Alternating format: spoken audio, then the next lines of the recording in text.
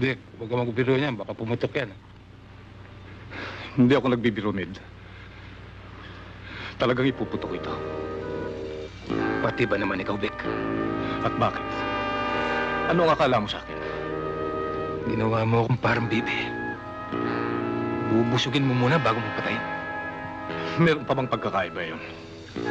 Kagaya ka rin ng iyong aso. Nagtiwala sa akin.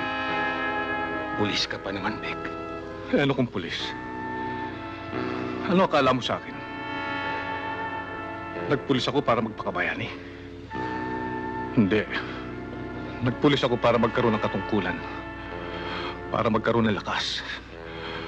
Nang pagdating ng araw ay magamit ko sa aking pagyaman. Ang perang kikitain ko sa iyo ay hindi kikitain ng aking mga anak. At ang magiging anak ng aking mga anak. Yan pala ang dahilan kung bakit ka nagpulis. Hindi ka naman nahiya na iyan ang pamamana mo sa mga anak mo.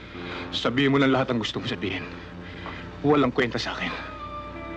Tutal, sino makakaalam na akong pumatay sa'yo? Talagang mahirap busugin ang bitukang walang pondo. Habang linalagyan mo, lalong umiiba yung takap.